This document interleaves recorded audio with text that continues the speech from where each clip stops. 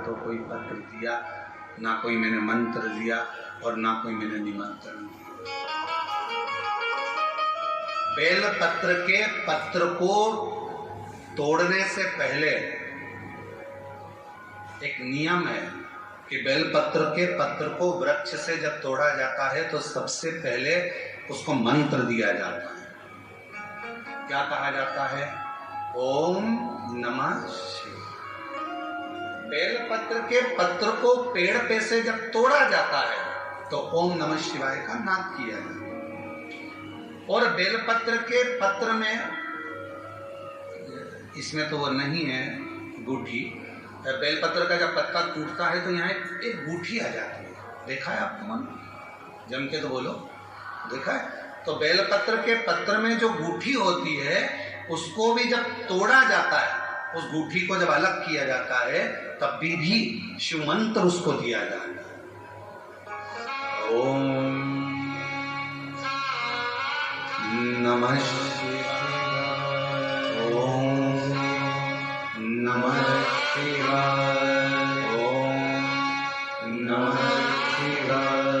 वृक्ष पे से पत्ते को तोड़ा तो मंत्र दिया, गूठी को तोड़ा तो मंत्र दिया, और बेलपत्र के पत्ते को जब तोड़ा जाता है, मंत्र पत्ते को तोड़ने से पहले मंत्र प्रदान किया जाता है, और जब तोड़ा जाता है तो कहा जाता है, हे माँ पार्वती, हे माँ गोरा, चलो तुम्हें शिवजी ने बुलाया है मेरे कल्याण के लिए। माँ, आपको शंकर जी ने याद किया है, मेरे ऊपर बहुत दुख है माँ, कल्याण करिए, चलिए मेरे दुख को समाप्त,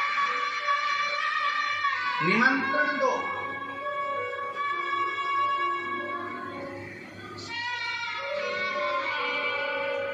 पहले नंबर पर क्या देना है? बेलपत्र के पत्र को तोड़ने से पहले जम के बोलो मंत्र।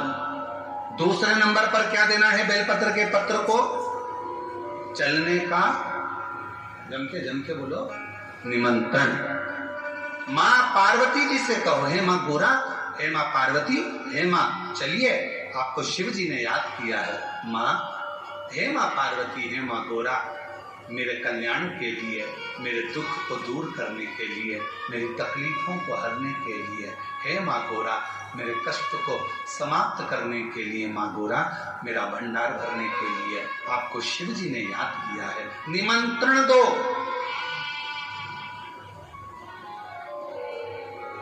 लेकर आए, फिर गूठी तोड़ी, फिर मंत्र दिया, ओम नमः शिवाय, नमः शिवाय, नमः शिवाय।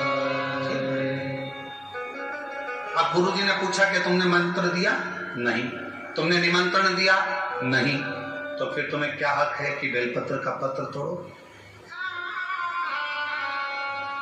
शिव महापुराण की कथा तो कितनी बड़ी बात कहती है, बेल पत्र के पत्र को सीधे पेड़ में से तोड़ कर लेकर आना चाहिए।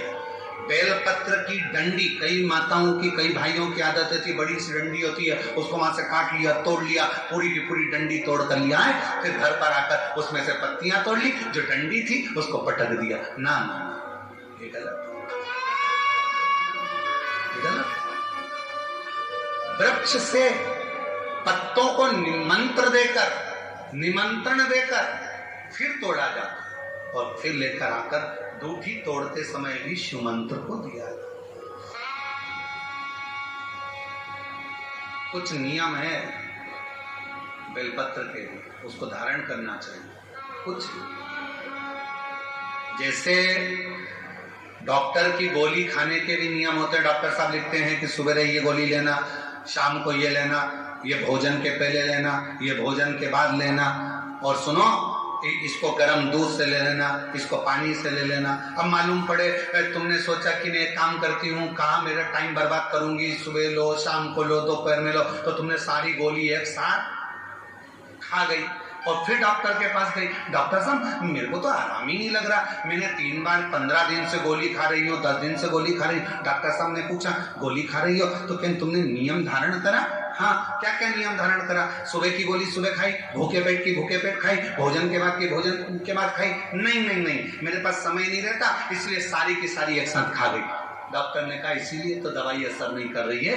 दवाई खाने का भी तरीका होता है, दवाई सेट नहीं है भाई, दवाई खाने का भी तरीका होता है। दवाई को खाने का भी एक तरीका है, उस दवाई को खाओगे, स्वस्थ हो जाओगे, रोग मुक्त हो जाएगा। तो दवाई के खाने का भी तरीका है। उसी तरह गुरु कह रहे हैं, संत ने कहा कि तुमने गलती करी,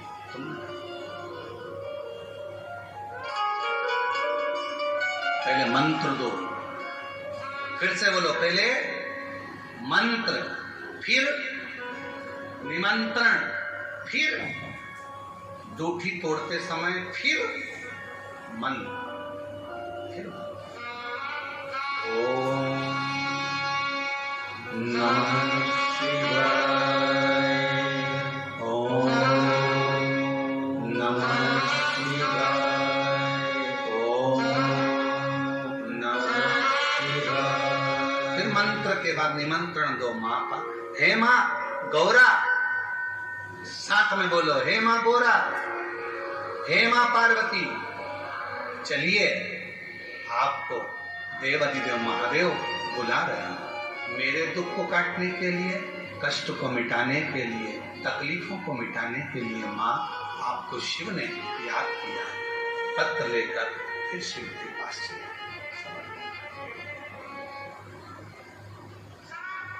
लाखों के दुखड़े जो तू हर गया डमरू वाले, मेरे दुखड़ों को देख कर क्यों डर गया डमरू वाले। चलो माँ, क्या तुमने निमंत्रण दिया? नहीं। क्या तुमने मंत्र दिया? नहीं। तब